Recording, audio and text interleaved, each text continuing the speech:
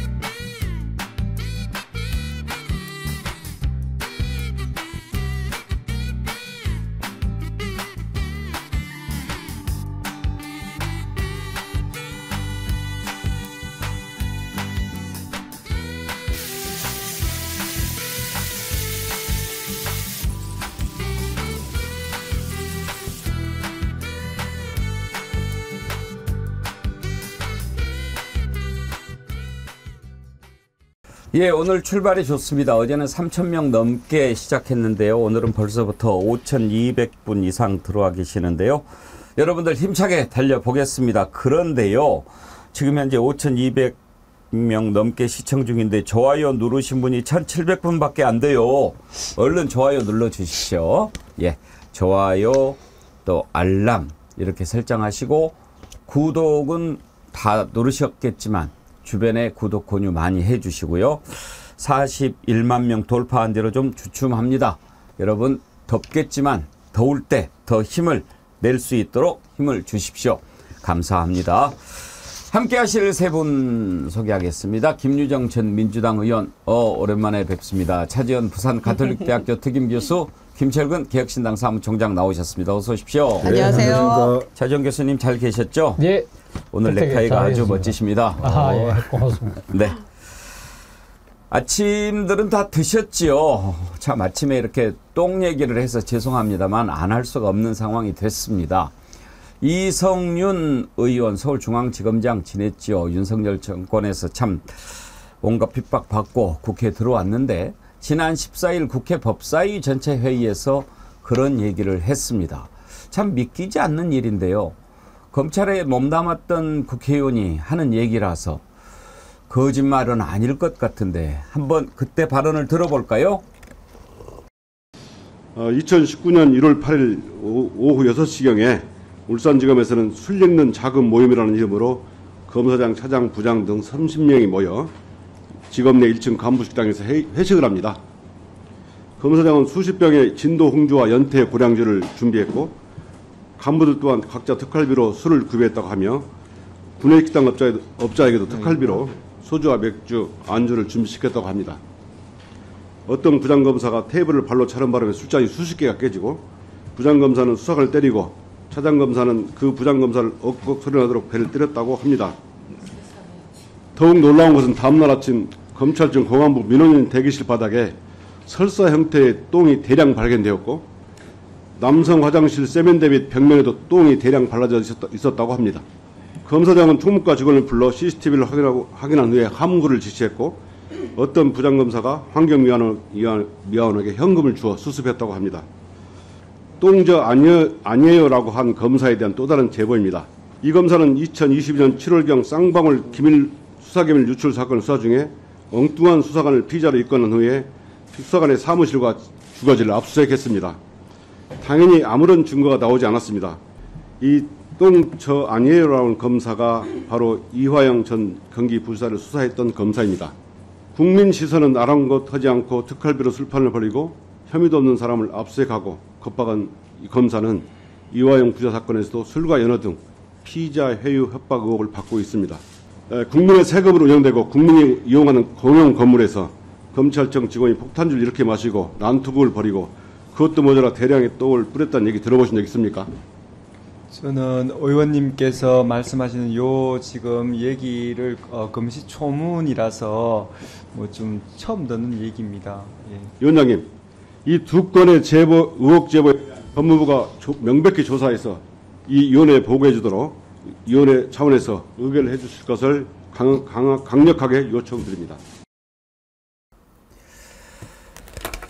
실제로 저런 일이 있었다면 여러분 어떻게 생각하십니까? 이제 그런 것 같습니다. 이화영 부지사 관련해서 그런 논란이 있지 않았습니까? 교도소에서 술판을 벌여서 회유를 했다. 그것도 상식적으로 이해가 안 되잖아요. 어떻게 구치되어 있는 사람들을 오라고 그래가지고 거기에서 술을 마실 수 있단 말입니까? 상식에 어긋나잖아요. 그래서 국민들이 믿을 수가 없죠. 에이 설마 어떻게 그럴 수가 있겠어. 그런데 지금 그 검사가 이 검사라는 거 아닙니까?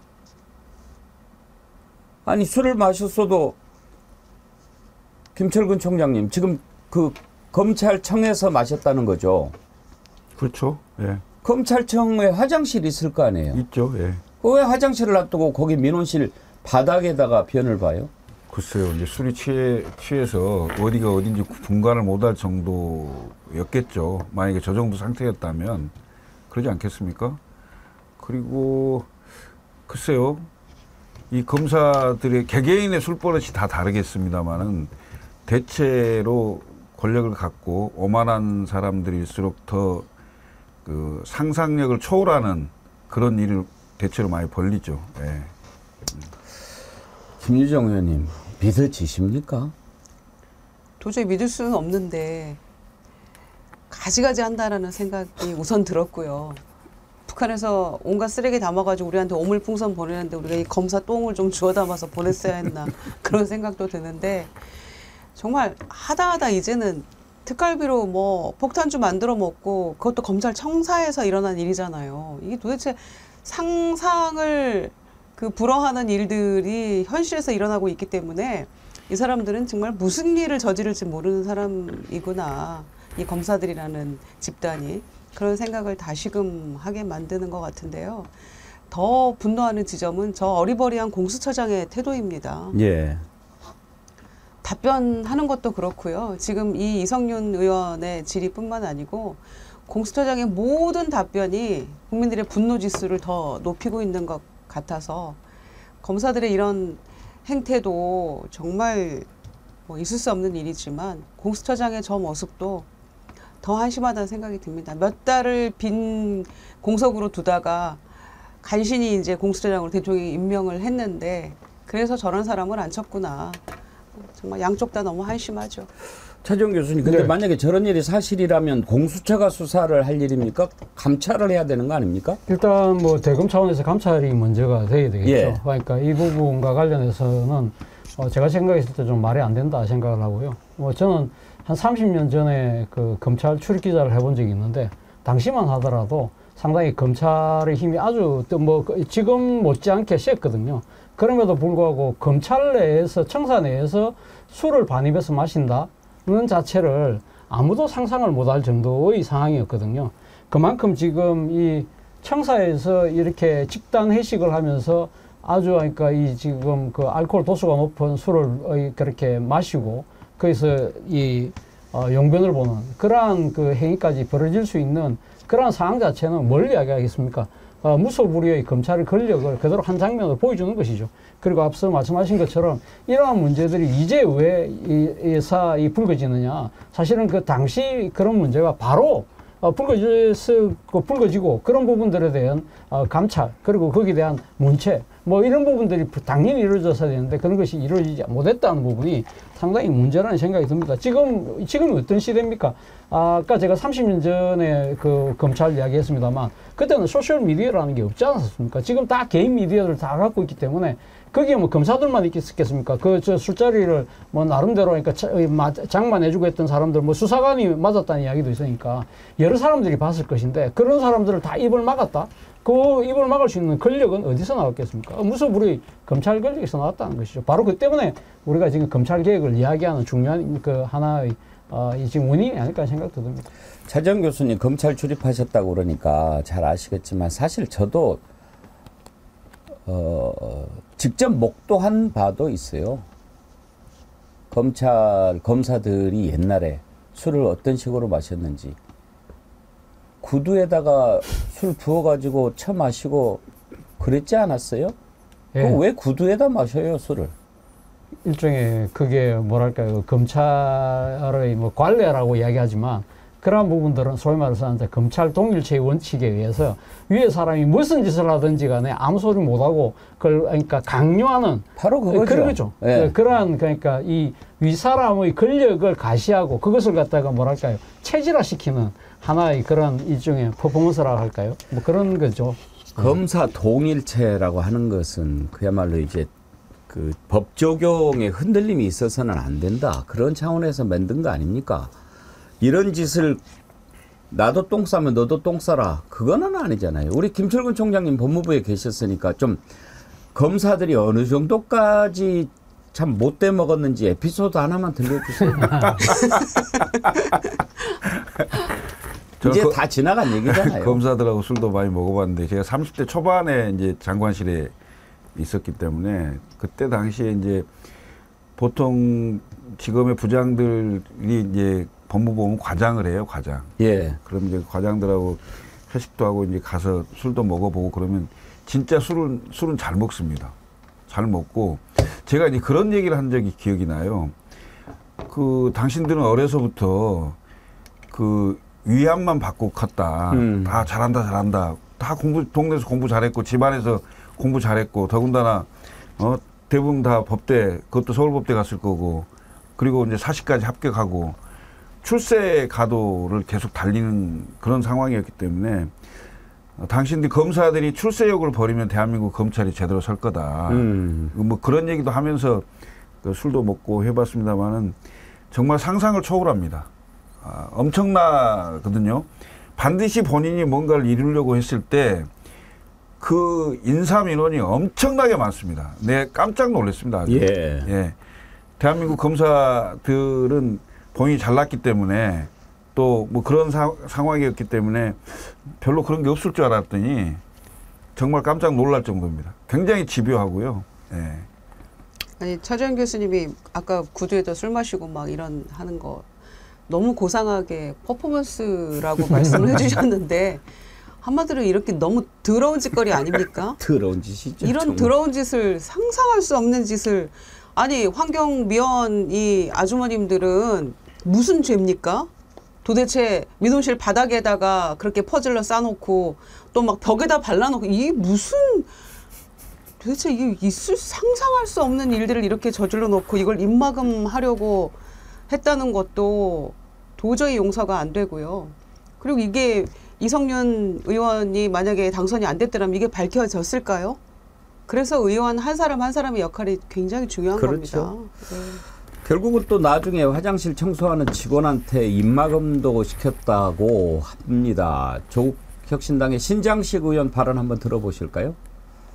건가요? 지금 검사들이 누군가 제가 그냥 맥락으로 봤을 예. 때는 지금 문제가 되고 있는 검사 중에 한 분이 과거부터 이렇게 좀 말하자면 이거는 그냥 비상식적인 일을 했다가 아니라 나는 이렇게 해도 처벌받거나 징계받지 않아라고 하는 소위 검사들의 굉장히 우월의식 내지는 기소권과 수사권을 다 갖고 있음으로 인해서 나는 처벌받지 않아라고 예. 하는 그런 마치 그 특수계급 같은 그런 인식을 뭐 리얼하게 생생하게 전달하기 위해서 말씀하신 게 아닌가 그렇게 이해하고 있습니다. 저는. 그러니까 조국 대표는 이제 이 사례 말씀을 하면서 이제 대검의 감찰 기능이 유명무실해진 증거다라고 말씀을 하셨는데, 네네. 그럼 이 사태 이후에 뭐 어떠한 징계도 없었다라는 건가요? 네, 그렇게 알고 있습니다. 그냥 무마됐고 그 이성윤 의원님 말씀으로는 그 화장실 청소하신 분들한테 일부 뭐 돈을 좀 주고 이게 다 입막음을 했다 이제 이런 네. 취지로 말씀을 하시더라고요. 그래서 예. 뭐 사건이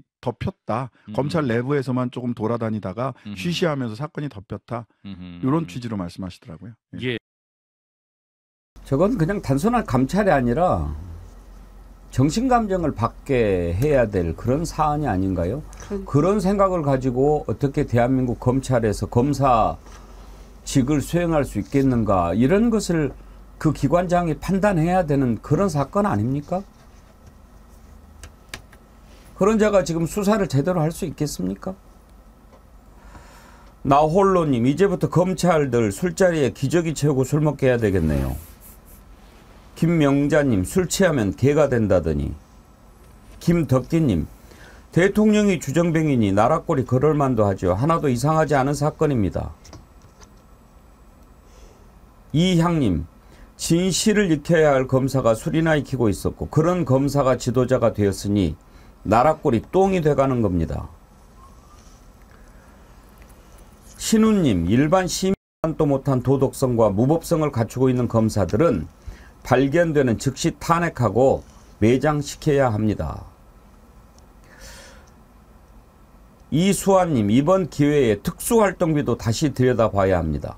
내 세금으로 술을 처먹다 못해 강하지도 않을 짓들을 하다니요. 그렇습니다. 조국 신당의 조국 대표가 이런 표현을 쓰더라고요. 개검, 떡검, 새검, 똥검. 개검은 권력의 개노릇하는 검사. 떡검은 떡감 명목에 돈을 받는 검사. 새검, 조사실에서 피의자와 성관계 맺은 검사까지는 알고 있었지만 똥검, 특활비로 청사에서 술판을 벌인 후에 만취해서 민원실 바닥에 변을 보는 검사까지 있는 줄은 몰랐다. 똥검에 대한 어떠한 조사도 없이 덮어졌다는 것에 기가 막힌다. 대검의 감찰 기능이 유명무실했음을 보여주는 악례다. 늦었지만 똥검들 다 밝혀야 한다. 떡검, 개검은 뭐 우리가 사실 사례로 따지면 셀 수도 없을 정도고, 새검, 차지용 교수님, 저건 사실로 드러났나요? 예, 사실이 드러나서 당시 그때 수사했던 검사가 사법 처리를 당한 걸로 알고 있습니다. 예. 조사실에서 만난 그 피의 여성하고 그러니까 이 부적절한 관계를 맺었던 것이 나중에 뒤에 들통이 나서 검사의 직위를 이용을 해서 그러니까 피의자를 일종의 뭐랄까요, 그러니까 그런 그 관계까지 갔다. 그 부분에 대해서 단순히 징계 차원이 아니라 사법 처리까지 됐던 경우가 있습니다. 사실은 근데 검찰의 비위는 제가 기억했을 때 소위 말하는 뜨끔이 그러니까 그 불거지기 전까지는 거의 다 시시하고 그냥 넘어갔었어요. 그 이전에도 얼마나 많은 그 일탈과 비위들이 있었겠습니까? 그런데 사실 이 뜨끔이 아마 제기됐던 게 제 기억으로 한 20년 전? 뭐 그 정도 이후부터는 검찰에서의 검사의 여러 가지 비위들이 드러나면 바로 처벌을 당했거든요. 예. 그럼에도 불구하고 사실 구조적으로 문제가 있었던 부분 중에 하나가 기억하실지 모르겠지만 이 그 동료 검사가 술자리에서 있었던 여검사를 옆방으로 끌고 가서 성폭행했던 사례가 있었지 않습니까? 그랬나요? 모르시구나. 예. 그래서 그 사건이 있었는데 문제는 그 사건이 시시를 했죠. 시시를 했는데 그것이 아름아름으로는 소문이 퍼졌던 겁니다. 소문이 퍼졌는데 문제는 당시에 그 소문이 퍼지면서 옷을 벗고 나간 검사가 누구냐. 성폭행을 당했던 여성 검사가 옷을 벗고 나간 거죠. 그래서 정말 가해 이 지금 검사는 사실 그 뒤로도 아무런 별탈이 없었는데 문재인 정부가 출범되고 난 뒤에 이 문제를 다시 들여다보기 시작해서 결국은 그 성폭행을 했던 그 검사가 결국은 이 사법 처리가 되는 그러한 사례까지 있었더랬습니다. 강향숙님, 자영업자입니다. 내 피 같은 세금으로 저런 것들을 먹여 살린다는 게 분통이 터집니다. 우칠호님, 민원실에 똥 싸고 화장실 벽에 똥 칠하는 건 특수활동이에요.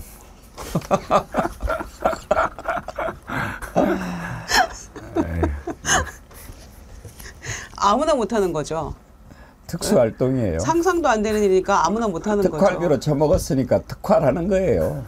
아 정말 부끄러워서. 정청래 법사위원장 참 말을 재미있게 하더라고요. 변사 사건은 들어봤어도 변사건은 처음 들어본다라고 하던데 정청래 위원장 발언 한번 들어보시겠습니까?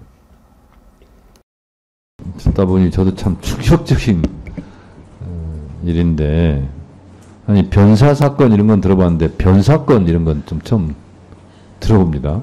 그 공수처장님, 네. 공수처 검사가 이런 일이 있으면 누가 수사하죠? 일반 검찰청 검사가 수사하도록 되어 있는 것으로 알고 그렇습니다. 있습니다. 네. 근데 일반 검사의 이런 변사건 같은 거는 공수처가 수사해야 되는 거 아닙니까? 저희들의 그 입법 요구안 중에 해봐야 제가 되겠습니다. 묻는 것은 예. 고위공직자 범죄 수사를 하지 않습니까? 네. 그 고위공직자의 검사가 포함이 됩니까? 안 됩니까? 검사는 고위공직자에 해당합니다. 그렇죠? 네. 그러면 보통 수사를 할 때 뭐 내사도 있을 수 있고 인지수사도 있을 수 있고 고소고발에 따른 수사도 있을 수 있는데 이 정도로 이성윤 의원이 공개적으로 제보한 셈인데 인지수사 가능합니까? 못합니까? 일반론적으로 인지수사 가능합니다. 네. 검토해 주시기 바랍니다. 저런 사람 검사 더 하게 해서는 안 되지 않겠습니까? 김철근 총장님. 참 답답합니다. 고르고 골라서 저런 공수처장 답변이 참 답답하네요. 그리고 그 철호군 동색이라고요. 검사 동일체를 자꾸 강조해서 그런지 모르겠습니다만은 자신들의 죄는 덮고 남의 죄를 밝히는 그런 일을 할 수 있을까요, 과연? 저는 이 검사 동일체 원칙이 깨지었다고 하지만 여전히 예를 들면 공안통, 특수통 뭐 이런 식으로 그 질서는 계속 유지되고 있는 것으로 보이고요. 더군다나 이 자정 능력이 완전히 사라진 조직, 이건 죽은 조직이거든요. 예. 네, 그래서 자체적으로 이게 해결이 안 된다면 이건 국민의 법감정에도 전혀 맞지 않는 거거든요. 이건 국민의 의식에 맞게 다른 조치라도 반드시 취해야 된다. 이렇게 보여집니다. 예. 이거는 감히 누가 우리를 건드려 라는 오만과 객기와 추태가 버무려진 사건이라고 저는 보고요. 더군다나 민원인들이 대기하는 그 대기실 바닥에 그런 일을 저지른다는 거는 이건 기본적으로 국민에 대한 예의도 아닌 거잖아요. 그러니까 예를 들어서 어떤 특활비 같은 거, 업무 추진비 같은 걸로 야당 인사들이 이 똑같은 일을 한번 저질렀다고 한번 생각을 해보세요. 똥의 위치, 어느 벽에 발랐는지, 발로 차서 술병을 깨트린 당사자는 누구인지부터, 주량부터, 술, 소주, 맥주 몇 병부터 샀는지, 어떻게 했는지, 몇 시부터 몇 시까지였는지 아마 샅샅이 다 압수수색하고 그림 그려서 아마 도면으로 나올걸요? 발사 각도까지 쟀을 겁니다. 그렇죠. 누구였는가, 몇 명이었는가, 한 명이었나, 두 명이었나부터 다 아마 낱낱이 압수수색하고 아마 대서특필할 겁니다, 언론에서도. 그런데 조용히 지나가고 있잖아요, 지금 이렇게. 그러니까 국회에서 야당 의원들이 더 열심히 뛸 수밖에 없는 거죠.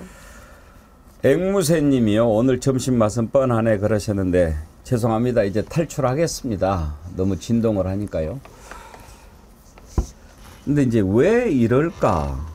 우리가 여러 가지로 생각을 해봅니다. 이제 뭐 세 분께서 지적하셨지만 검사들은 그런 게 보입니다. 누가 나를 건드려?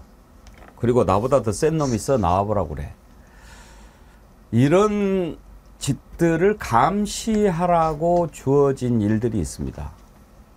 그게 국회고 언론입니다. 그 기관들이 역할을 제대로 못하면 아무도 막을 수가 없는 일입니다.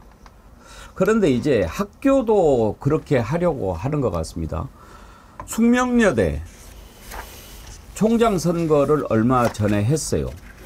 그런데 한 대학교 총장 선거가 우리가 관심을 가질 이유가 뭐가 있겠습니까? 그런데 지금 숙명여대가 무슨 문제가 있습니까? 김건희 씨가 석사학위 논문을 썼다는 데가 숙명여대예요. 그런데 지금 총장이 그 논문의 표절 심사 결과를 아직도 뭉개고 발표를 안 하고 있어요. 58개월인가 지났습니다. 몇 개월인가? 정확히 몇 개월인지 모르겠네. 58이 페이지 수다. 그 석사학위 논문이 58페이지인가 돼요. 그걸 아직도 심사 결과를 안 내놓고 있는 거예요. 그 정도 시간이면은 다 외웠겠네요. 그런데 이번에 숙명여대에서 총장 선거를 했는데 나는 반드시 그 결과를 밝혀내겠다라고 공약한 후보가 1등이 됐답니다. 그런데 1등이 됐다고 곧바로 총장이 되는 게 아니고 숙명여대 이사회에서 이제 최종 결정을 한대요. 그러면 뭐 1등하고 2등하고 차이도 꽤 투표를 해가지고 많이 났는데 1등 후보를 총장으로 만드는 게 당연한 거 아닌가요? 근데 지금 분위기가 묘한가 봐요. 1등 후보가 안 될 수도 있다는 얘기가 나오나 봐요. 그럼 뭔가 좀 정상이 아니죠. 김유정 의원님 석사학위 논문이 몇 페이지인지 잘 모르겠는데 58페이지 석사학위 논문도 있습니까? 조금 짧아 보이긴 하죠. 근데 뭐 박사 논문은 또 어땠는지 모르겠어요. 그것도 뭐 그렇게 두꺼웠을 것 같지는 않은데 중요한 건 지난번에 저희가 이제 이 숙대 총장 선거와 관련해서 얘기를 했을 때 한 2년 가까이 이 논문 표절 문제를 심사도 하지 않고 뭉개고 있었던 현재 총장이 다시 한번 지금 연임 시도를 하면서 출마를 했다라는 것에 대해서 이렇게 가서는 안 된다. 그리고 학생과 동문들이 다 분노하고 있다는 얘기를 나눴었거든요. 그런데 역시 그래도 진실을 밝히고자 또 숙대의 명예와 자존심을 생각하는 동문, 교수, 학생들 다 직선제잖아요. 이분들이 똘똘 뭉쳐가지고 제대로 이거 논문 심사하겠다라고 했던 후보를 지금 1등으로 뽑은 거죠. 그런데 이사회가 내일 모레잖아요. 20일 날인가 이사회에서 이제 최종 결론 승인을 낸다는데 어떤 방식으로 할 건지 지금 애매하다는 거죠. 1, 2위를 다 올려가지고 2등으로 뽑을 수도 있다는 우려가 있기 때문에 지금 들끓고 있는 건데 이 숙대생들 명예를 위해서라도 또 학교의 자존심을 위해서라도 그런 방향으로 가서는 안 될 것 같아요. 대통령이 또 막 경로하고 막 이러는 거 아닌지 모르겠는데 박근혜 탄핵 때도 이대에 부정 입학하고 이런 것들이 사실 촉발됐던 거잖아요. 그거를 잊어서는 안 될 것 같아요. 지금 이 숙명여대 총장 누가 되느냐 하는 거 가지고 정치권에서도 주시를 하고 있는데요. 참 이런 경우도 처음 봅니다. 박찬대 민주당 원내대표, 조국혁신당 조국대표 발언을 차례로 한번 들어보죠. 권력의 눈치만 살피며 표절을 표절이라 말하지 못하는 대학이 대학일 수 있습니까? 숙명학원 이사회가 20일 총장 후보를 지명할 예정이라고 합니다. 누가 봐도 1위 후보가 총장이 되는 것이 순리 아닌가요? 설마하니 47.60%를 득표한 1위 후보를 제치고 36.97% 득표에 그친 현 총장을 지명하지 않을 것이라고 국민들은 믿습니다. 진리의 상아탑이라는 대학에서 그런 해프닝이 벌어지지 않기를 바랍니다. 숙명여대 연구윤리진실성위원회에서는 2년 4개월째 심사 중입니다. 58쪽 분량의 논문에 불과합니다. 심사를 안 하는 건지 못하는 건지 총장에게 묻지 않을 수가 없습니다. 숙명여대에 특별한 사정이 없다면 1위를 기록한 교수가 이사회를 거쳐 통상 차기 총장으로 지명됩니다. 표절 판명이 나면 김건희 씨는 석박사 학위와 그토록 자랑해온 대학 교수의 경력이 모두 사라지게 될 것입니다. 윤석열 정부 임기 마칠 때 비로소 그 결과를 내어놓으려 합니까? 지연된 정의는 불이입니다.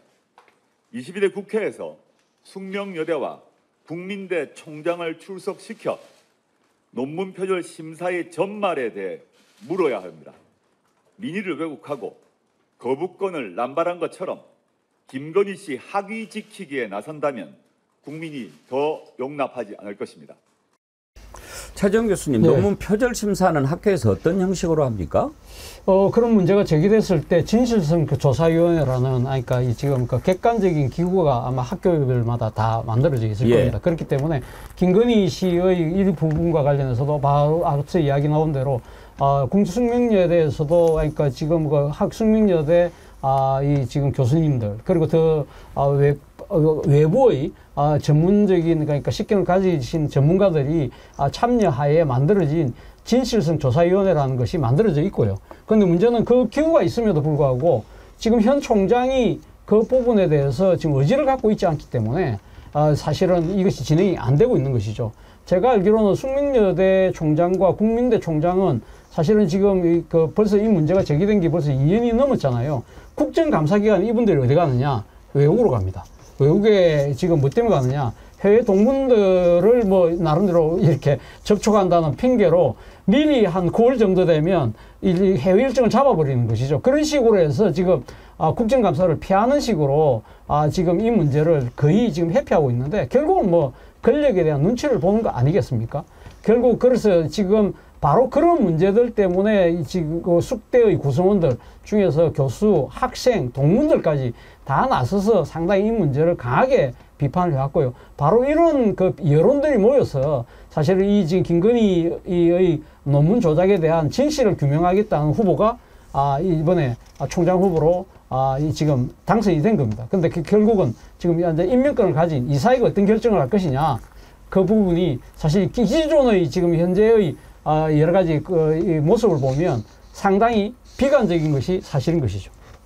근데 1등 후보를 제끼기가 힘들 거예요. 만약에 1등 후보를 제낀다고 하면 그 논문 표절 관계가 국민들에게 더 각인될 거고, 결국은 그걸 조사 못하게 하려고 2등한 현 총장을 임명했구만, 이렇게 인식이 되는 상황이 되기 때문에 지금 그런 게 보이니까 정치권이 저렇게 나서는 거 그렇습니다. 아닐까 하는 생각도 제가 듭니다. 보기에는 이런저런 논란이 있을 수는 있겠지만 어쩔 수 없이 1등 후보를 임명하지 않을 수 없는 그런 상황일 겁니다. 결국은 물론 이제 그 이사회에서 상당히 이런저런 잔머리도 쓰겠죠. 그리고 혹시 1등 후보가 결격 사유가 있는지 없는지 이런 것도 저런 것도 다 살펴보겠죠. 만에 하나 무슨 다른 뭐가 나온다면 그걸 핑계로 빙자해서 2등으로 가려고 하는 그런 생각도 있겠지만, 궁극적으로는 이게 정치 문제가 돼 있기 때문에 1등을 제끼기는 쉽지 않을 것이다, 이렇게 보여집니다. 김 총장님 말씀이 전 100% 맞는데, 근데 숙대 입장에서는 아마 과거의 정부의 사례를 나름대로 벤치마킹하고 있지 않을까 생각이 들어요. 무슨 말이냐면 2013년 박근혜 정부 기간 때 국립대학 지금 직선제로 지금 뽑지 않습니까? 그러면 이제 뽑으면 보통 이제 1위 후보자, 2위 후보자를 동시에 교육부에 올리면 임명권자는 대통령이에요. 대통령이 그때 당시에 자신들의 입맛이 맞지 않은 2위 후보들을 임명을 했어요. 그래서 상당히 문제가 많았었거든요. 각 대학마다 거기에 대한 반발이 커지니까 그때 박근혜 정부가 뭘 했냐면 국립대학은 그럼 이제 직선제 없다, 간선제로 바꾸겠다고 한 거예요. 그러니까 그 문제 때문에 부산대학교에서 그 상당한 거기 논란이 벌어졌고, 거기에 이 저항하는 그 교수 한 분이 투신을 했습니다. 그래서 생명을 저버렸죠. 그런 일까지 벌어졌던 것이 바로 앞에 있던 사례였기 때문에 정부가 그렇게 하는데 우리들 그걸 못할까라는 식으로 밀어붙일 가능성도 있다는 겁니다. 그러니까 그럴 조짐이 있기 때문에 걱정을 하는 그렇겠죠. 거고 가능하겠구나 이러다가 이런 생각 때문에 심지어 정치권에서조차 우려를 하는 것인데 참 희한한 게 윤석열 정권 들어서 우리는 도무지 기억하지 않아도 될 이름들을 너무 많이 기억해야 되잖아요. 누가 대통령의 장모 이름을 기억합니까? 그 자기 엄마 이름도 제대로 기억 안 나는 분들도 있을 거예요. 아마 내 이름도 기억 깜빡깜빡 하는 사람도 있다고 하는데 하도 핸드폰만 보고 하니까 이제 내 전화번호 잊어버린 분들 되게 많잖아요. 그런 것처럼 우리는 도대체 왜 대통령 장모의 이름까지를 기억하면서 이렇게 살아야 하는지에 대해서 참 한탄하는 분들도 계셨는데 이제는 이 모든 게 다 왜 그렇습니까? 김건희 여사와 관련된 일들이니까 그리고 이렇게 되는 거잖아요. 근데 숙대에서 지금 이거를 뭉갰던 지금 현 총장이 2등인데 1등 후보와 지금 한 11% 가까이 차이가 나거든요. 그리고 학생들은 96%가 압도적으로 정말 이 1등한 교수를 지지를 했고 동문들이나 교수들도 교직원들도 56%, 57% 가까이 지지를 했다는 거예요.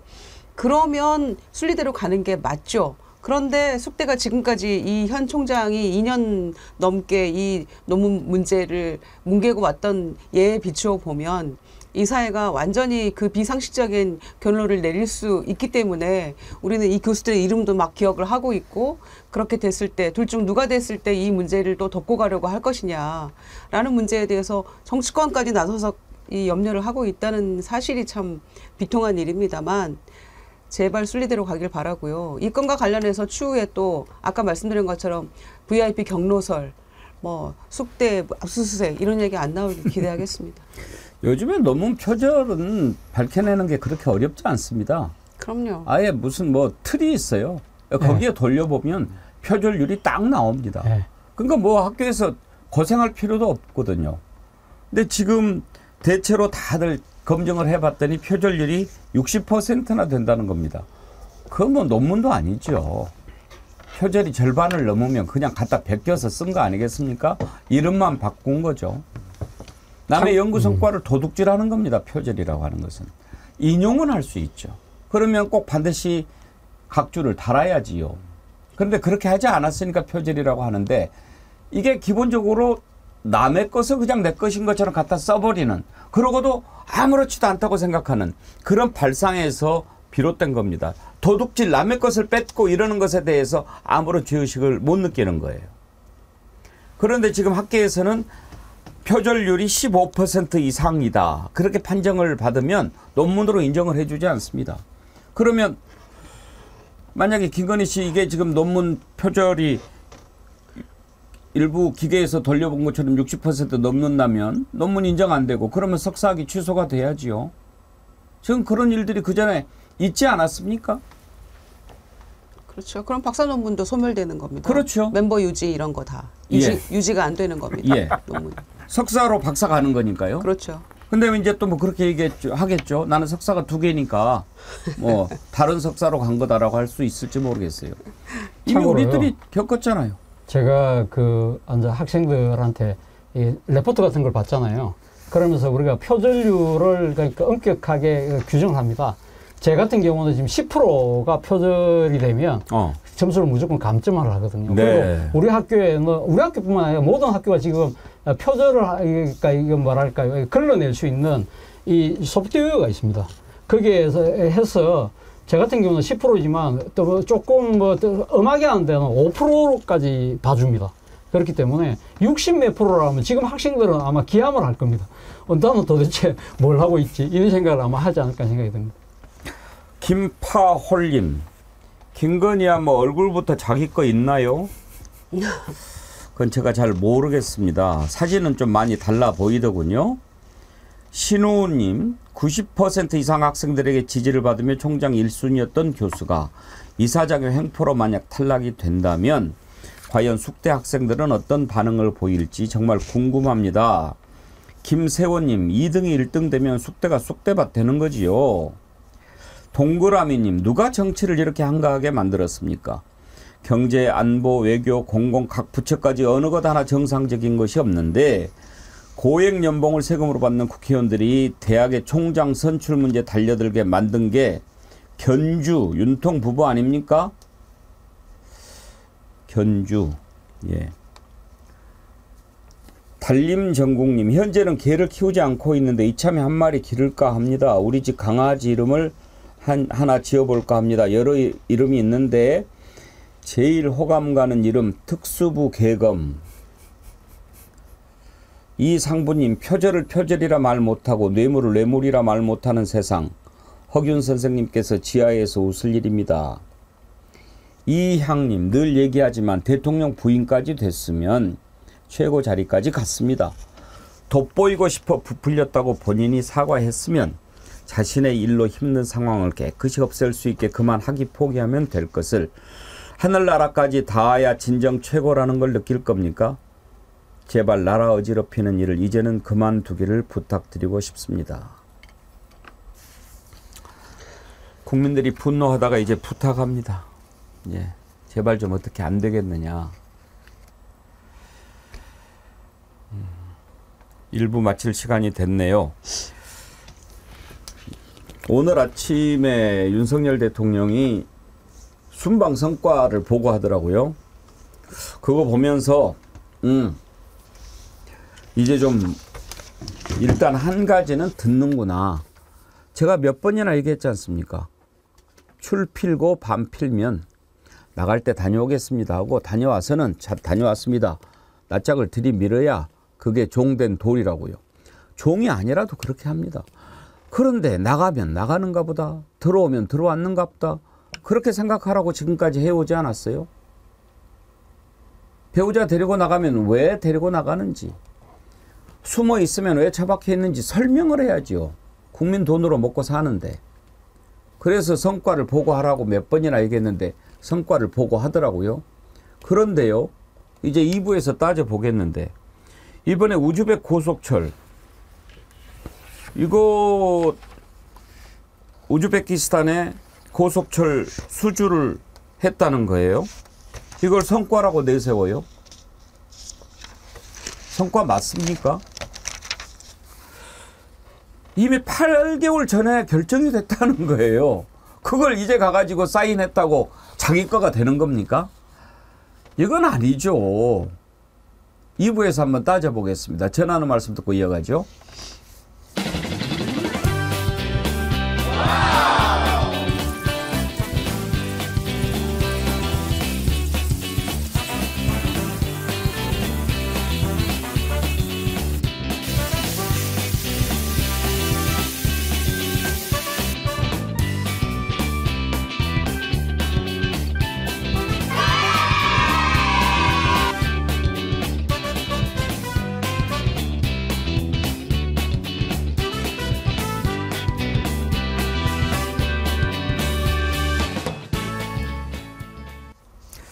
저는 우리 정어리 의원님들께서 그렇게 언양불고기 좋아하실 줄 몰랐어요. 좋아하시는 것은 알았는데 어제 이제 다시 언양불고기 주문이 가능하다고 말씀드렸더니 어제 하루에만 800세트가 나갔다고 그래요. 어이구. 좀 맛있어요. 맛있긴 해요. 네, 진짜 맛있어요. 저도 먹어봤는데 반찬으로도 맛있고 안주로도 맛있고 또 애들 줄 때는 거기에다 이렇게 치즈를 돌려갖고 해주면 아주 좋아하더라고요. 근데 정어리몰에서 또 준비된 물량이 금방 소진될 것 같다라고 하는데 서두르시면 좋을 것 같습니다. 한번 드셔보신 분들이 너무 맛있다고 하면서 5세트, 10세트 막 이렇게 사시는가 봐요. 그러니까 준비된 물량이 빨리 소진이 되는 것 같은데 이번에 한 세트에 1+1+1 총 3팩 구성으로 진행한다고 하니까요. 맛있게 드시기 바랍니다. 그리고 지난주에 특별 40만 구독자 달성 이벤트로 했던 것도 여러분께서 많이 사랑해 주셔가지고 한 번만 더 해줄 수 없냐 해서 이번 주 한 주간 특별 가격으로 모시는 것도 잘 이용하시기 바라고요. 오늘 아침에 그 광고 정어리몰에서 하니까 DJ 목포 어매님이시죠. 뒷고기는 추가 주문 안 받습니까? 김서구님, 저도 어저께 뒷고기 말했는데 막 이렇게 하시던데 뒷고기도 되게 좋아하셨죠. 김철근 총장도 뒷고기 맛있게 진짜 드시죠? 맛있더라고요. 예. 알겠습니다. 정어리 모레 그러면 언양 불고기 다음에 뒷고기 한번 또 더 할 수 있는지 한번 알아보라고 말씀드리죠. 예. 순방 성과 오늘 아침에 윤석열 대통령 발언부터 한번 좀 들어보고 갈 텐데 오늘 뭐 감기에 걸렸는지 코를 훌쩍훌쩍 거려가지고 그거 좀 신경 쓰이더라고요. 그래도 들어보지요. PD님 그거 아시죠? 예.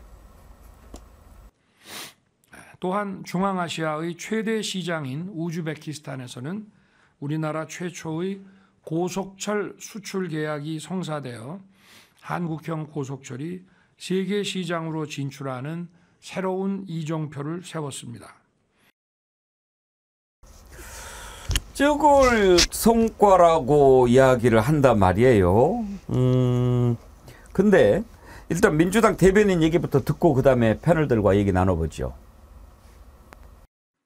대통령실이 윤석열 대통령의 우즈베키스탄 국빈 방문 핵심 성과로 내세운 고속철 차량 수주는 빈손 외교를 가리기 위한 성과 부풀리기였습니다.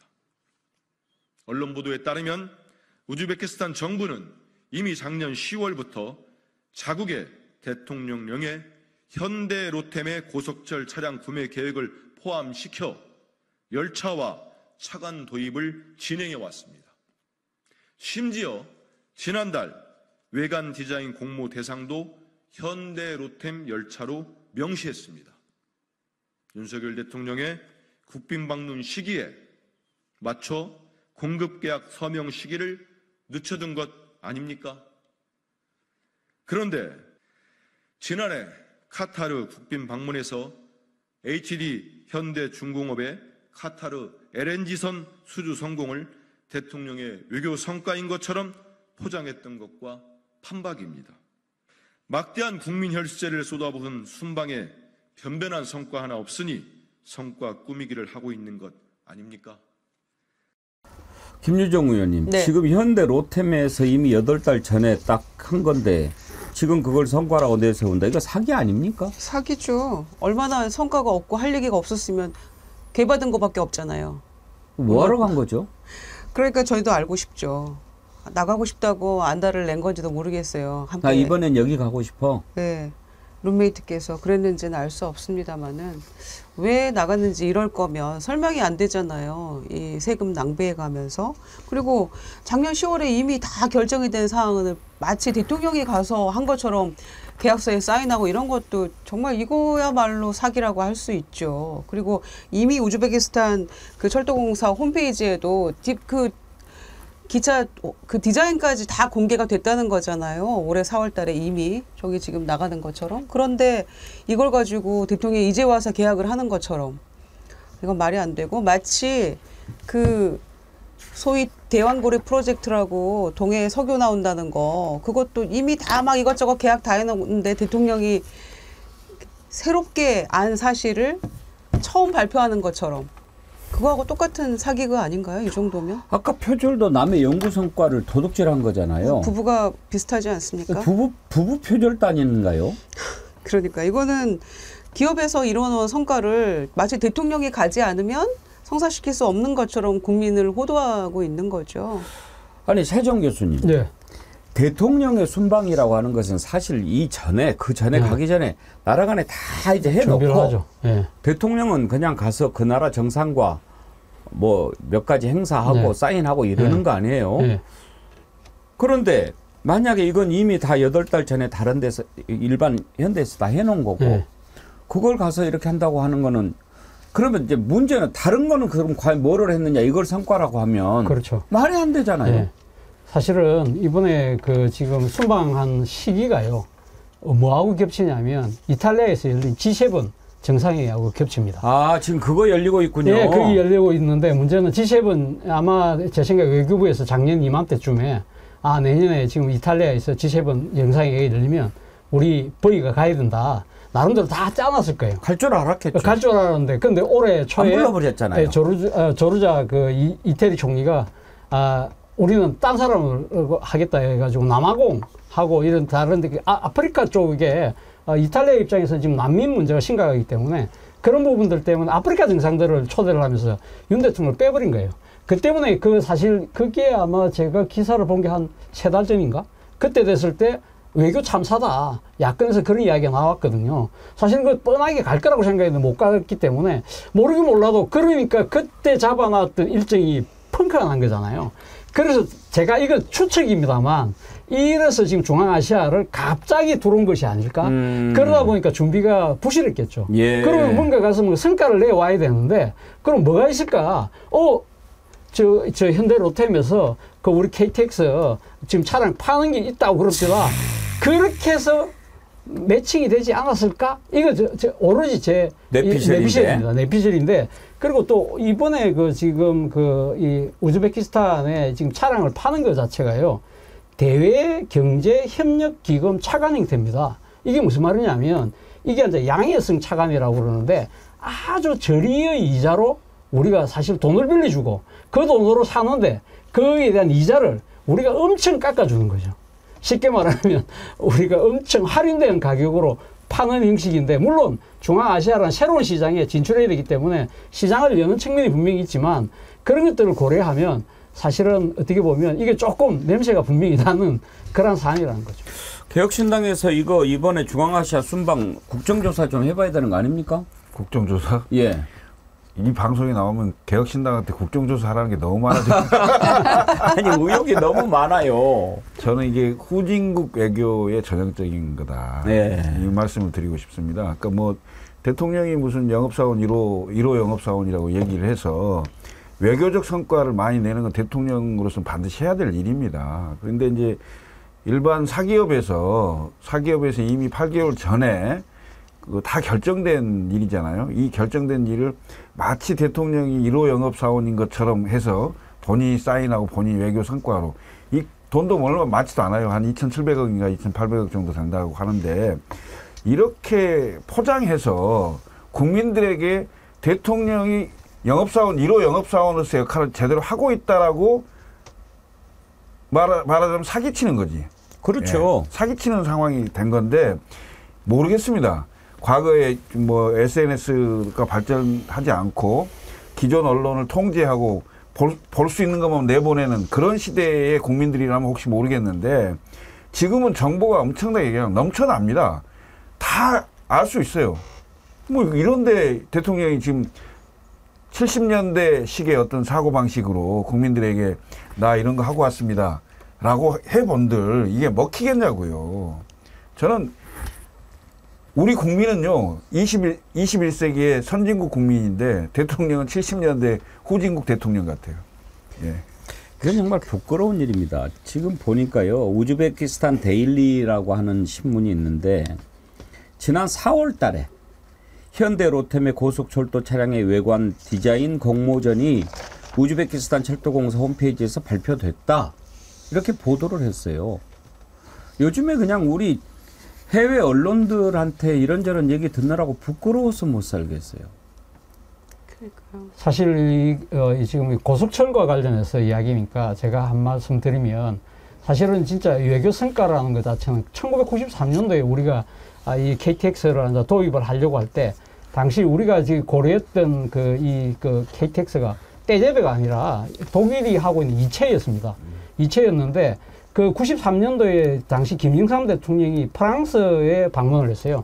프랑스 방문을 했을 때 당시 미테랑 대통령이 뭘 제의를 했냐고 하면 떼제베를 채택해달라. 그 대신 우리가 뭘 해주냐면 니네들이 바라는 외교장각 의계를 돌려줄게. 예. 그렇게 해서 사실은 그래서 김영삼 대통령이 이체로 결정이 돼 있었거든요. 그걸 바꿔서 떼제베를 사주게 된 겁니다. 그럴 경우에는 미테랑 대통령이 소위 말해 영업사원 1호로서의 그렇죠. 모습을 보여준 것이죠. 예. 그런 경우가 해당되는 거죠. 근데 우리나라 영업사원은 이제 나라를 말아먹고 있는 거죠. 그러니까 영업사원이 일 제대로 못하고 있으니까 잘라야 된다 이런 말도 하고 있는 건데 지난번에 독일 국빈 방문을 민생과 안보 핑계를 대고 며칠 전에 전격 취소한 것들이 저는 국제사회에서 우리 외교의 어떤 신뢰를 완전히 나락으로 떨어뜨리는데 일정 부분 역할을 했다고 생각하고요. 그래서 우리가 지금 이 모양 이 꼴이 아닌가, G7 회의에 참석도 못하는 지경에 이르는 게 아닌가 생각이 됩니다. 우즈베키스탄에서 이런 걸 보면서 야, 저 웃긴 나라다 그렇게 생각하지 않겠습니까? 그 앞번에 있었던 투르크메니스탄에서는 어땠습니까?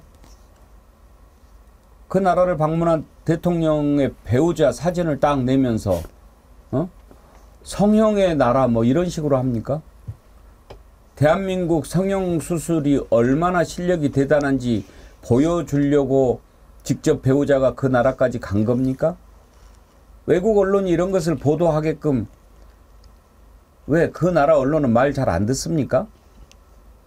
이게 뭡니까? 부끄러워서 살 수가 있어야죠. 부끄러워서. 저걸 보면 또 성형수술을 잘하는 나라인가 보다. 뭐 그렇게 생각하기는 하겠어요. 그리고 지금 뭐 윤석열 대통령 주치의가 성형외과라면서요. 예. 왜 성형외과 의사가 주치의를 해요? 그런 적도 있나요?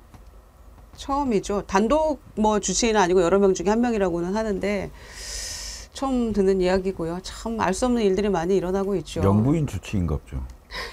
아니 대통령 주치의라고 그러고 지금 사실 확인이 되거나 또 속보가 나면 한번 다뤄보려고 하는데 지난번에 최재형 목사가 경찰인가 검찰에서 그런 얘기를 했어요. 대통령 부부가 말로는 얘기할 수 없는데 무슨 주사를 맞고 있다. 그런 얘기를 한 적이 있어요. 기억나시죠, 차재형 교수님? 그건 제가 그거 한번 제가 준비해서 그러면 내일쯤 한번 들려드리겠습니다. 그런 발언 한 적이 있었죠. 그런 발언을 했어요. 그래서 기자가 물어봤어요. 무슨 주사입니까? 그건 내가 여기에서는 얘기할 수 없으나 지금 대통령 주치의가 성형외과 의사라는 것까지만 말씀드리겠습니다. 그렇게 얘기를 한 적이 있어요. 네, 아까 그 성형 고 사진 투르크메니스탄이라고 하셨는데 카자흐스탄 언론에서 예, 보도한 건데 저는 이제 저 기사 자체도 참 굉장히 조금 민망하고 부끄러웠지만 카자흐스탄 하면 떠오르는 거 기억나시죠? 홍범도 장군 유해 우리가 카자흐스탄에서 모셔왔잖아요. 그런데 우리나라에서 이제 그런 꼴 당하다니 다시 돌려달라 막 이렇게 동포들이 얘기도 했거든요. 그 카자흐스탄에서 지면을 장식했다는 게 이 대통령 부인의 저런 관련 기사라고 하는 것은 정말 부끄럽고요. 그래서 그 이후에 홍범도 장군은 어떻게 됐는지에 대한 설명도 조치에 대한 얘기도 아무것도 없는 것도 부끄러운 얘기죠. 그리고 그런 기사와 일련의 이야기들이 바로 카자흐스탄에서 저렇게 보도되고 했다는 것 때문에 진짜 부끄럽고 열받았습니다. 정말 나가는 것 참 좋아하는데 나가서 뭘 좀 가지고 오든지 그럴 때 최소한 어떤 기본 양심이 있어야 되는 거 아닙니까? 그리고 지금 저는 참 이 부분은 이해가 안 가요. 국민들이 그러니까 뭐 굳이 뭐 민정에서 보고하거나 그러거나 말거나 기본적인 상식이 있으면 우리 나가는 것에 대해서 좀 말이 많았지. 이번에 또 나가려면 그러면 좀 잘 준비를 해서 나가야 욕을 안 먹겠지. 그리고 지금 나가도 될 타이밍인가 이거 좀 봐야 되겠지. 그리고 나가면은 뭔가 이번에는 좀 들고 올 게 있어야 되겠지. 이렇게 생각하는 건 기본 아닌가요? 그런 생각을 하면 왜 국민이 걱정을 합니까? 그래도 최소한 더 기본은 해야 되지. 제가 여러 번 얘기를 했는데 저분은 왜 대통령을 하려고 했는지 그리고 대통령을 하는 동안 대한민국을 어떻게 하려고 하는지 도무지 생각이 없는 것 같아요. 무슨 뭐 국정철학 보통 얘기하잖아요. 그럼 뭐 대북 정책에 대한 무슨 네임이라도 있어야 되는 거 아니에요? 아무것도 없어요. 경제 정책 아무것도 없어요. 도대체 뭘 하고 있는지를 모르겠습니다. 그러니 당연히 걱정을 많이 하죠. 심지어는 걱정을 넘어서 이제는 안 된다. 이렇게 생각하시는 국민들이 많지 않았습니까? 앵커님처럼 그런 기본 상식이 있었다면 무슨 우리가 고민을 하겠어요. 기본 상식은 누구나 있는 것을 상식이라고 안 합니까? 아니 가져오는 게 있긴 있잖아요. 개. 트루크메니스탄 국견 2마리 가져오지 않습니까?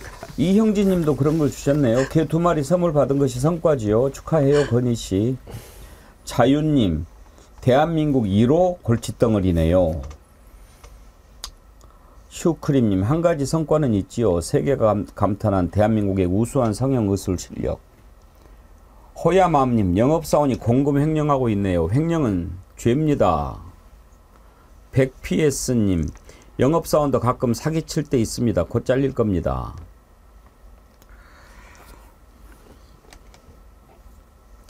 또 어디 또 나간다고 할지 뭐 이 다음 순방 계획 혹시 뭐 있습니까? 있습니다. 내년 이거 다음 달에 그 미국에서 나토 정상회의가 있는데 거기에 아마 우리도 초청되어 있는 걸로 알고 있습니다. 그래서 그 자리에서 아마 한미일 정상회담을 할 겁니다. 7월 달에. 같이 갑니까? 모르겠습니다. 나도 지난번에 그때 유럽에서 스페인에서 나토 정상회담 할 때 그때 김건희 따라갔잖아요. 김건희 여사가. 그때 갈 때 그 비행기에 그때 그 비서관 부인을 태워가가지고 말썽이 됐던 게 바로 나토 정상회의거든요. 그렇죠. 그럼 이번에도 그러면 또 같이 가겠네요. 그때 갔다고 그게 전례가 돼서 지금도 같이 가고 그러면 왜 지난번 선거 때는 같이 가서 사진 찍고 이번 총선 선거 때는 혼자 가서 찍고 그랬냐고 또 우리가 물어봐야죠. 그렇죠. 설명이 안 되잖아요. 설명이 안 되잖아요. 네. 네. 그래서 그 이현모 비서관은 또다시 비서관이 됐잖아요. 출마했다가 다시 돌아와서 공직기관 비서관이 됐는데 그때 당시에는 아마 관용 여권으로 갔을 텐데 지금은 무슨 여권을 가지고 있는지 그 부인이 무슨 명목으로 관용 여권을 발행했는지. 왜냐하면 전용기 타고 순방 가는 길에 모두 관용 여권을 쓸 텐데 그 같이 동행한 당사자만 민간인이라고 일반 여권 이건 또 아닐 거란 말이죠. 그런 거 하나하나부터 다 따져봐야 되니까 운영이 열자고 하는 건데 응해봤자 다 불리한 얘기들만 있으니까 핑계 대면서 지금 국민의힘이 국회로 절대로 안 들어오려고 하고 있는 게 여실히 드러나고 있는 거죠. 불리한 얘기들만 안 할 거예요. 불리한 얘기들만 산적해 있잖아요. 오죽하면 우리 애청자님 가운데 아이디가 오빠야 순방 가자. 아이고. 그나저나 지금 이제 우리 국민들 걱정이 아주 많습니다. 대통령이 우선순위를 좀 정해서 착착착착 해야 되는데 의사들이 이렇게 갈수록 더 상황이 막 나빠지면 뭔가 좀 대책을 내놔야 되지 않습니까? 얼마나 더 상황이 악화가 돼야 움직이려고 하나요? 지금 이제 의사들 오늘이죠? 오늘 모여서 집회한다고 하죠. 네. 막 하는데 경찰이 지금 이 정부가 내놓은 대책이라고 하는 게 경찰을 동원해서 의사 집어넣으려고 하는 거예요. 서울경찰청장이 불법 리베이트 의사 1000명 수사하고 있다라고 하는데 차재원 교수님 보면은 의사 관련해서 뭐 좀 겁박하고 집어넣을 때 꼭 이거 불법 리베이트 이거 들고 나와요. 그렇죠. 사실은 뭐 어떻게 보면 일종 개질 기사잖아요. 유치찬란해요. 유치찬란한데 참 타이밍이 참 공교롭다 제가 생각하면서 결국은 지금 의사협회에서 지금 일단 집단 휴진 그 부분에 대해서 국민 여론을 좀 더 열받게 만들려고 하는 일종의 뭐랄까요 흘리기 뭐 그런 거 아닐까 하는 생각을 해봤습니다. 그래서 건폭이라고 노조 때려잡듯이 의사도 이제는 뭐 그 입학 정원도 마무리가 돼버렸고 하니까 너네 가만두지 않겠어 이렇게 나오는 거고 서울청장이 차기 경찰청장 1순위잖아요. 그러니까 아주 또 보란듯이 지금 총대 메고 소위 하고 있는 건데 환자들 생각은 안 하나요? 국민들 생각은 전혀 안 하니까 거기에 대해서 정말 공감을 하지 않는 것 같아요. 본인들은 주치의가 있어서 아무 때나 그냥 치료할 수 있고 대처할 수 있으니까 이 절절한 심정을 모르는 것 같습니다. 그러니까 의사들 지금 집단행동하고 있는데 이것도 뭔가 좀 대책을 만들어서 풀든지 아니면 그 전에 저는 그것도 이해가 안 돼요. 자 보십시오. 이 일을 지금 누가 맡고 있습니까? 조규용 보건복지부 장관, 한덕수 국무총리 선거 끝나고 다 그만둔다고 하는 사람들이었어요. 그리고 얼마 전까지만 해도 개각 얘기가 나왔어요. 요즘에 또 들어갔는데 도대체 이 정권은 하는지 안 하는지를 모르겠어요. 그런데 그 명단에 조규홍 보건복지부 장관, 이상민 행안부 장관 개각 대상이라고 기사가 나왔어요. 한다는 얘기죠. 그러면 빨리 바꿔서 뭔가 그 전에 특히 보건복지부 장관도 좀 죄송한 편이면 띨빵하긴 하지만 특히 의사들을 많이 건드렸던 사람이 차관이에요. 박민수 차관인가? 맞습니다. 의사들이 아주 기겁을 해요. 그냥 계속 강대강이니까 뭐 정리를 해주든지. 지금까지 어떤 사람한테 바로 가서 악수하라고 그러면 되겠어요? 그러면 뭔가 좀 대책을 만들어줘야지. 그냥 뭉개요. 초반에 우리가 다뤘던 그 검사는 똥 싸고 벽에다 똥칠을 했는데 화장실에다 치우기라도 했잖아요. 지금 이 정권은 똥을 싸고 아예 말리고 있어요. 닦지도 않아. 이렇게 하니 어떻게 해결이 되겠습니까? 조기용 장관 오늘 아침에도 뭐 발언을 하나 했죠. 이걸 해답이라고 볼 수 있습니까? 한번 보시죠. 불법 진료 거부를 독려하는 의사협회를 공정거래법 위반으로 공정거래위원회에 신고하였습니다. 병원에서 환자에게 사전 안내 없이 일방적으로 진료를 취소하거나 변경하여 환자에게 피해를 입히는 경우 의료법 제15조에 따른 진료 거부로 전원 고발 조치할 계획입니다. 정부는 의사단체의 집단 진료 거부가 확산되지 않고 조기에 종식될 수 있도록 마지막까지 설득하되 불법 행위에 대해서는 엄정하게 대처하겠습니다. 지금 저것도 역시 이제 강대강이잖아요. 그런데 김철근 총장님, 지금 상황에서 저게 해답이 되겠습니까? 해법이? 이 검사식 그 접근법인데요. 무릎을 꿇리는 거잖아요. 상대를 인정하고 상대에 대해서 그 어떤 상황인지를 보고 상호 설득 과정이 좀 있어야 되는 거잖아요. 그렇게 해서 대화하고 그 합의하는 같은 걸 만들어낼 수 있는 건데, 나는 이렇게 할 테니까 여기에 걸리는 사람들 전부 무릎 꿇고, 예? 또 거기에 말 안 듣는 사람들 전부 카르텔로 묶어서 수사하고 압수수색하고, 이런 식으로 상대를 전혀 인정하지 않는 이런 태도로는요, 어떤 것도 해결할 수가 없습니다. 그런데 최고 책임자로, 국정의 최고 책임자로 정치하는 자리에 와 있잖아요. 근데 전혀 정치를 하지 않아요. 어떻게 해결이 되겠습니까? 저는 윤석열 대통령이 그 자리에 있는 한 대한민국의 어떤 갈등 구조가 해결되기가 어렵겠다, 이런 생각을 많이 해봅니다. 그러니까 대통령이 검사 출신이니까 지금 복지부 장관의 이야기 속에 기억나는 단어가 뭡니까? 고발, 엄벌 막 이런 얘기잖아요. 예. 그러니까 전 부처의 검찰화인 것 같아요.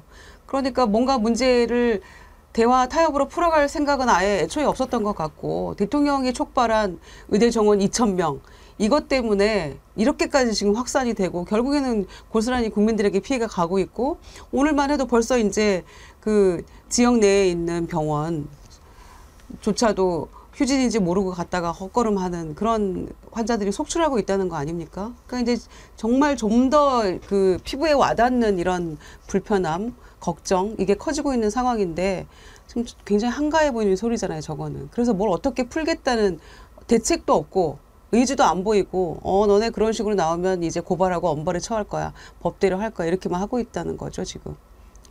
정말 걱정이네요.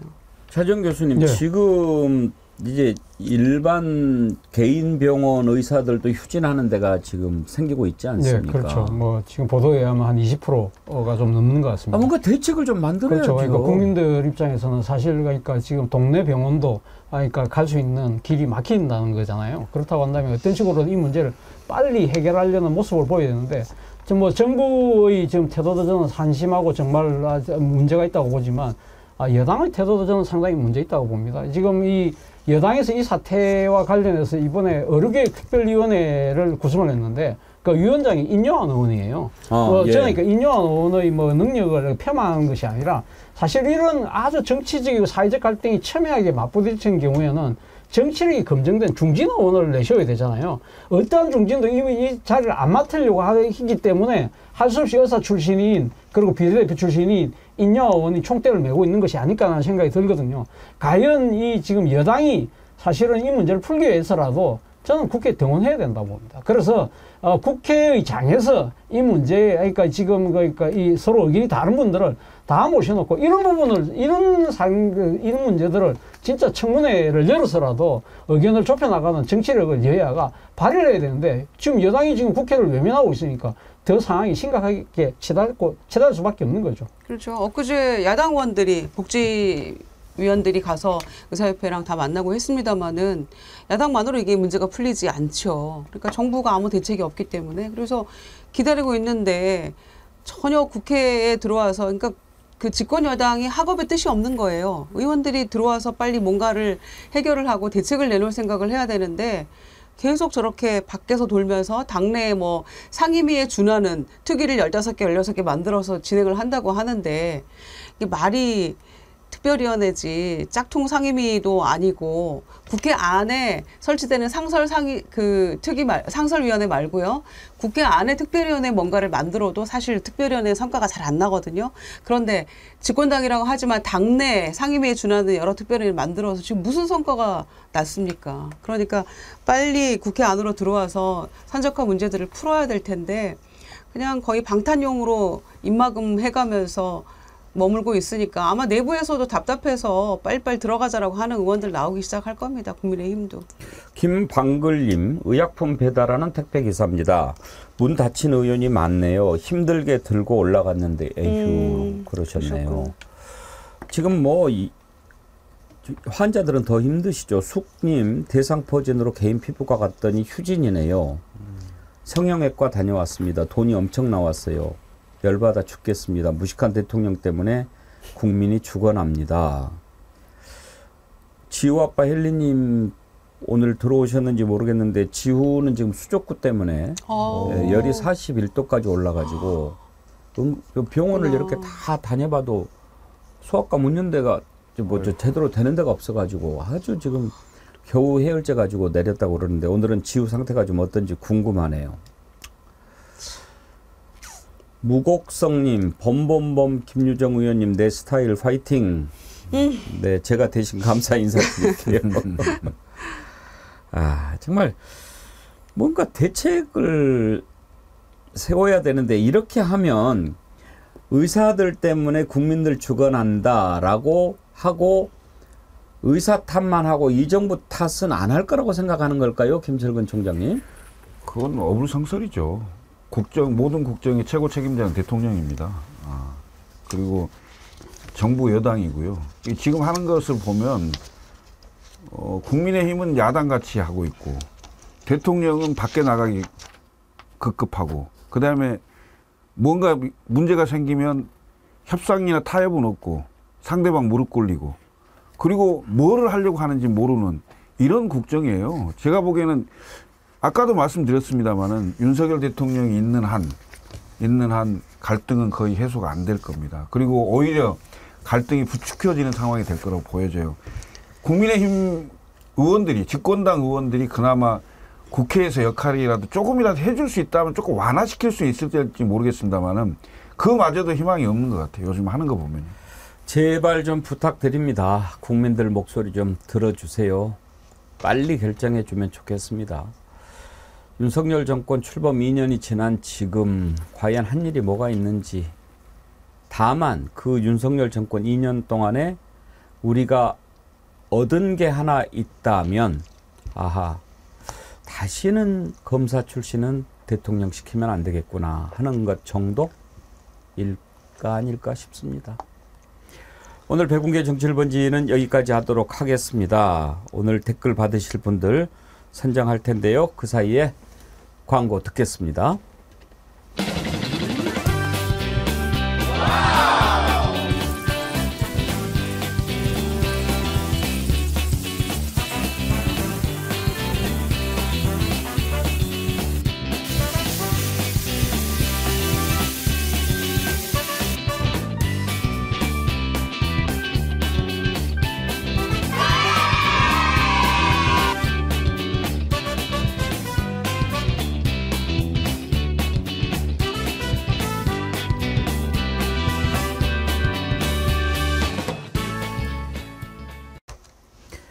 예, 여러분이 좋아하시는 언양 불고기 아주 맛있게 보이는데 얼마 남지 않았다고 하지만 뭐 계속 좀 물량 준비해야죠. 우리 정어련님들이 좋아하시는데 부탁 좀 드리겠습니다.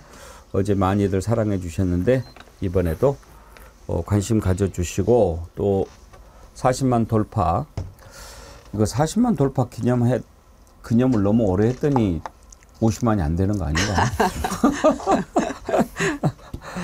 예.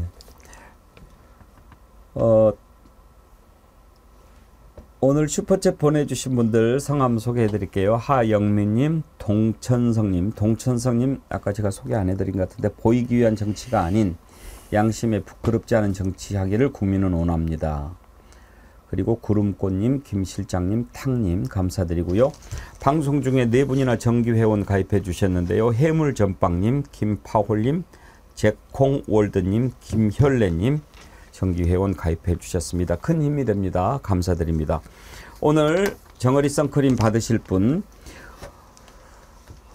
똥칠하고 이런 거 특수활동이라고 비꼬셨던 우칠호님 아주 우리 패널들 많이 웃게 해주셨어요. 주정뱅이 대통령 놀랍지도 않다. 김덕기님 내 피 같은 세금으로 저런 것들 먹여 살려야 되나 한탄했던 강향숙님 그다음에 이 대표도 좀 돌아봐야 된다라고 지적하셨던 김도경님 김파홀님 대한민국 1호 골칫덩어리라고 했던 자유님 오늘의 댓글로 선정했습니다. 아래 주소로 연락처 남겨주시면 저희가 준비한 선물 글래무어 선크림 보내드리도록 하겠습니다. 유튜브 송출이 잠깐 중단됐어요. 그러면은 어떤 부분이었나요? 혹시 좀 전해드려야 될 상황인데 못해드린 게 있나요? 괜찮습니까? 예. 혹시라도 댓글 오늘 당첨자 놓친 것이 아닌가 했는데 그건 아닌 것 같습니다. 요즘에 우리 제작진은 아주 신경을 써서 잘하고 있는데요. 구글 사정으로 잠깐씩 문제가 생기는 부분은 있습니다. 그런 부분들은 저희가 어찌할 수 없는데 그런 것도 잘 살펴보도록 하겠고요. 우리 제작진은 방송에 실수 없도록 지난번에 좀 소리 나가는 게 좀 문제가 있었는데 더욱 열심히 하겠다. 실수하지 않도록 하겠다. 단합대 한번 했습니다. 고맙습니다. 함께해 주신 세 분 패널 김유정 의원님, 차재원 교수님, 김철근 총장님 수고하셨습니다. 감사합니다. 네, 감사합니다. 예, 여러분 날씨가 낮에는 엄청 덥습니다. 저녁에는 좀 선선한 바람은 부는데요. 이럴 때 건강 주의하셔야지요. 어제 저녁에 혹시 못 느끼셨어요? 뭐 이렇게 대기 중에 이렇게 걷는데 생선 비린내 같은 게 좀 나지 않았습니까? 모르셨어요? 그래서 무슨 생선 한 군데만 그랬으면 어디서 생선 먹나 보다 했는데 또 다른 데에서도 그런데 비린내가 나더라고요. 그래서 이거 뭔가 하고 찾아봤더니 이게 오존의 영향이더라고요. 그러니까 오존주의보, 오존경보 이런 게 내릴 때 그때는 이 오존이 약간 비린내가 좀 생선 비린내 같은 게 난대요. 그런데 오늘 찾아봤더니 오존은 마스크로도 못 막는데요. 그냥 오존주의보 내리면 외출하지 않는 것이 최고입니다. 그래서 오존주의보 내리면 여러분 각별하게 외부 활동 좀 자제하시고 그럴 필요가 있다. 저도 오늘 새롭게 느꼈는데 왜 기상 날씨 싫은 분들은 이런 얘기를 많이 안 해주시나. 어제 난 생선 비린내 나서 깜짝 놀랐는데 그런데 오존 때문이었더라고요. 여러분들 특별히 주의하시기 바랍니다. 함께해 주셔서 감사합니다. 내일 오전 11시에 다시 찾아뵙겠습니다.